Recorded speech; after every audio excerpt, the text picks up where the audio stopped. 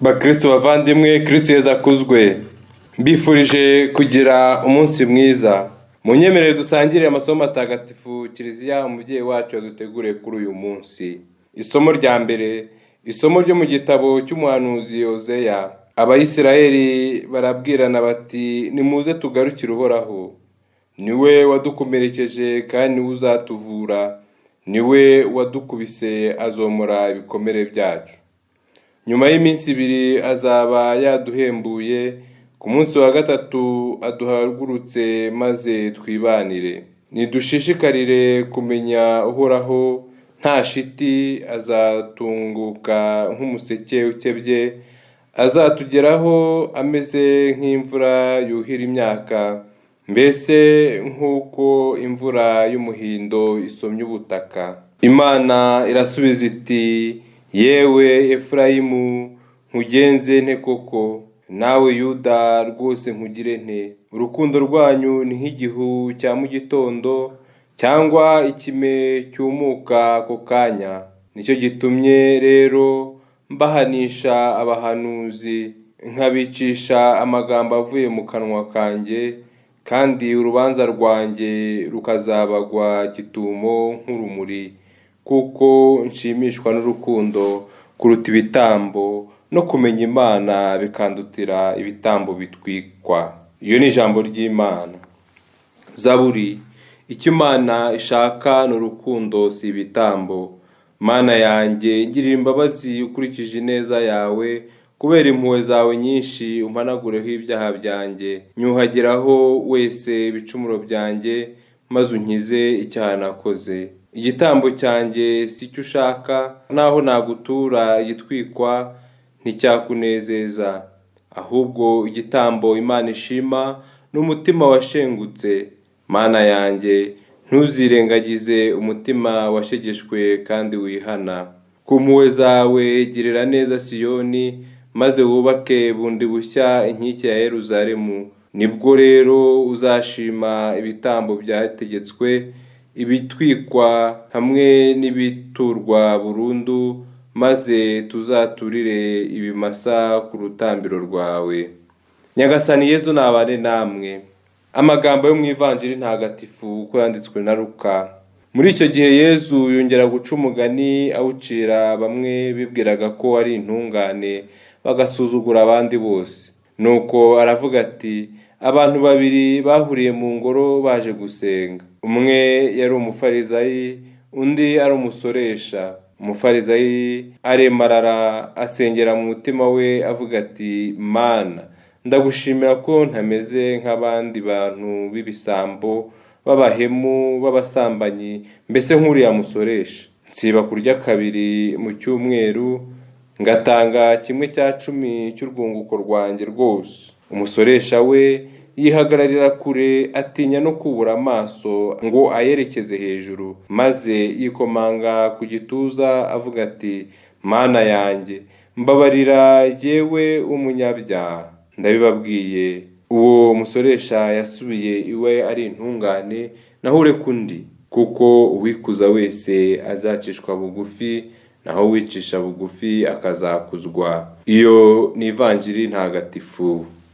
Bakristo bavandimwe, amasomo matagatifu Kiliziya umubyeyi wacu yaduteguriye aragaruka ku bintu bitatu by'ingenzi. Icya mbere ni ukugarukira Uhoraho. Icya kabiri ni ugushishikarira kumumenya.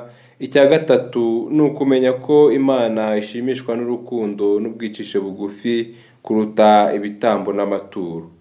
Isomo rya mbere riradushishikariza kwisubiraho, kwanga ibyaha no kugarukira Imana, umugenga wa byose. Kugarukira Uhoraho, cyane cyane muri iki gihe cy'igisibo, bidufasha kubana nawe kuko ari we utuvura, akatwomora ibikomere byacu kandi akadukiza ibicumuro byacu. Icyo atwifuzaho si ibitambo, ni ukwigomwa, kutagira ubutabera n'impuhwe, ahubwo yifuza ko tumushakashakana umutima uzira uburyarya n'ubwibone, kutihatira kumumenya no kumenya ugushaka kwe. Icyo adushakaho si ukwigomwa, kutagira ubutabera n'impuhwe, ahubwo yifuza ko tumushakashakana umutima uzira uburyarya n'ubwibone, tukihatira kumumenya no kumenya ugushaka kwe.